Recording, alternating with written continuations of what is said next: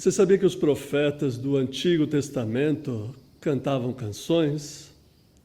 Você sabia que os profetas recolhiam essas canções da cultura popular?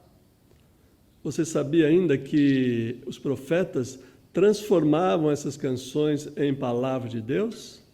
E você sabia também que as pessoas que ouviam essas canções esperavam ouvir a voz do próprio Deus? Acompanhe-me neste vídeo e descubra as respostas para essas perguntas. Canções são uma forma muito didática de ensinar e aprender algo. Especialmente as canções populares trazem a sabedoria do povo cantada em versos e prosa. Os profetas sabiam muito bem disso. As canções são de fácil memorização porque têm ritmo e rima, têm assonância e aliteração, são poesia e poema. E essas características das canções ajudam a fixar a sabedoria e o conhecimento, as ideias e os pensamentos, auxilia a guardar a mensagem daquele que canta. Os profetas usavam as canções muito bem. Na transmissão de suas poderosas mensagens, os profetas utilizavam canções como veículos de significado. Era, pelo que tudo indica, uma prática bem conhecida no período dos profetas do Antigo Testamento. Sobre essa prática de entoar canções, testemunha o profeta Ezequiel, no capítulo 33, ao registrar a atividade dos profetas como cantores nas seguintes palavras. Vamos ver que palavra o Senhor nos envia. Acorrem a ti em bando, e meu povo senta diante de ti, escutam as tuas palavras, mas não as praticam. Com a boca fazem elogios, mas o seu ânimo anda atrás de negócio. És para eles cancioneiro de amoricos, de voz bonita e bom tocador. Escutam tuas palavras, mas não as praticam. Aquelas pessoas que acorrem ao profeta para ouvi-lo cantar canções, entendem sem dúvida nenhuma que vão para ouvir a palavra de Deus nos lábios dos profetas cantores. Digamos assim. Elas até elogiam a performance do cantador da palavra de Adonai, mas é uma pena que não praticam o que escutaram. Parece que elas vão ao profeta apenas para se deleitar esteticamente. Vão com os ouvidos, mas não com o coração. É importante observar que há diversas canções aqui e acolá nos escritos proféticos. Há também certa variedade de tipos de canções que os profetas cantavam. Por exemplo, as canções de escárnio, as canções de amor e assim por diante. Vou tratar dessas canções particularmente em outro vídeo. Por enquanto, basta dizer que elas existem. Os profetas cantavam canções populares.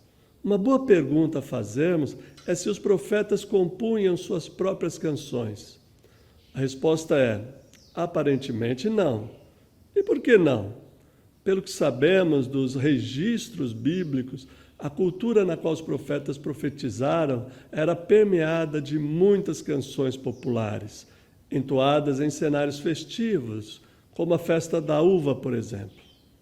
Chama aqui de festa da uva a ocasião da colheita da uva e do pisar as uvas no lagar. O costume de cantar canções durante a festa da uva era bem estabelecido no Antigo Testamento, pelo que podemos supor de Juízes 9:27, que diz assim: saíram ao campo para a vindima, pisaram a uva e celebraram a festa. Outra voz que atesta esse costume é a do profeta Isaías, que menciona o cessar da cantoria popular por ocasião da festa da uva, dizendo: porque morreram os refrãos de tua vindima e de tua colheita. Retiram-se do jardim o prazer e a alegria. Nas vinhas já não cantam jubilosos, já não pisam o vinho no lagar. Os refrãos emudeceram. Isaías 16, 9 e 10. Não é forçoso dizer que o repertório musical dessas festas populares devia ser bastante variado em ritmos, quanto extenso em seus temas. E isso certamente facilitou aos profetas fazerem as melhores escolhas de canções, já que tinham ao seu dispor esse repertório ou repositório popular. Por isso, quando os profetas cantavam essas canções, o povo já as conhecia muito bem, podemos dizer, de cor e salteado. Em geral, os profetas recolhiam suas canções da cultura popular. Talvez o melhor exemplo da utilização de canções populares pelos profetas de Israel pode ser visto no livro de Isaías, capítulo 5, de 1 a 7, a chamada Canção da Vinha, que provavelmente era uma das muitas canções populares da época. Esse texto de Isaías é um belo exemplar de uma canção tomada da cultura popular. Aqui cabe outra pergunta. O profeta simplesmente recolhia a canção e a reproduzia tal como ele a encontrou? Pelo que vemos na Canção da Vinha em particular e em outras canções em geral, podemos responder que não. Uma leitura rápida da Canção da Vinha mostra que o profeta escolhia uma canção popular e a relia para dentro de uma realidade espiritual totalmente diversa daquela da festa. Ele a modificava, ainda que utilizasse palavras e imagens do poema original, conferindo-lhe novos significados. Ele a redirecionava na sua aplicação a um outro público, ao qual a canção originalmente não estava direcionada.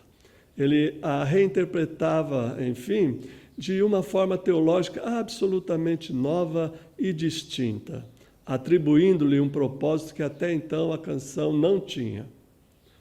É importante dizer que, no período do Antigo Testamento, não havia restrições quanto ao que nós chamamos hoje de direitos autorais. Aliás, direitos autorais é um conceito bem estranho, ou estranho a toda a Bíblia, se posso dizer assim. Por isso, os profetas tinham total liberdade para recolher, modificar, adaptar, redirecionar e reinterpretar as canções populares sem causar prejuízo para ninguém. A prática dos profetas de cantar canções populares permitiu a eles que elaborassem a sua própria mensagem a partir de elementos de sua cultura e de seu tempo. As canções populares tornaram-se, nos lábios dos profetas, uma palavra de Deus para os seus ouvintes.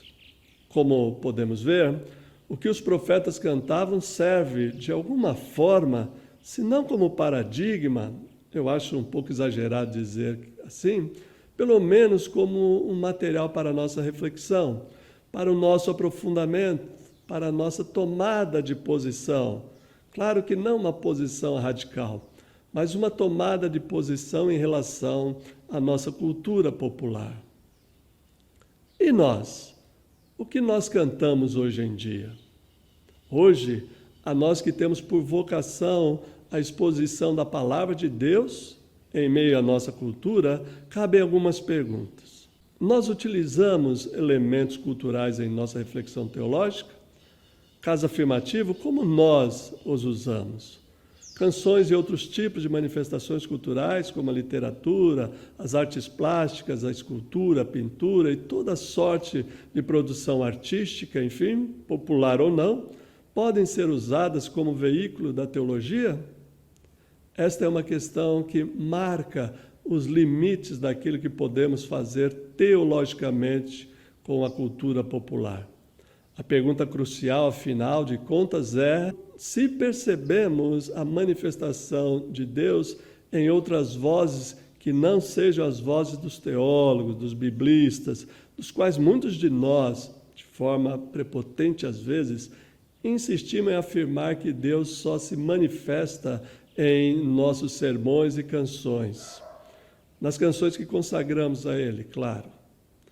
Veja que eu não estou perguntando sobre a pertinência de usar canções ou não. O que eu estou perguntando é sobre a legitimidade de encontrar a palavra de Deus nessas canções populares. A pergunta de fundo é: quão profundamente a palavra de Deus permeia ou está presente na cultura popular? O que está em questão, então, é: até que ponto é possível, como ato interpretativo, usar essas canções em nossa vida devocional, pessoal ou coletiva, em nosso culto, em nossa liturgia, etc. Ao contrário dos profetas do Antigo Testamento, hoje precisamos lidar com questões relativas aos direitos autorais das obras. Não podemos nos apropriar de uma canção, por exemplo, e modificar sua letra ou sua melodia. Isso seria uma violação dos direitos dos autores. Então, de que modo podemos agir como os profetas neste caso?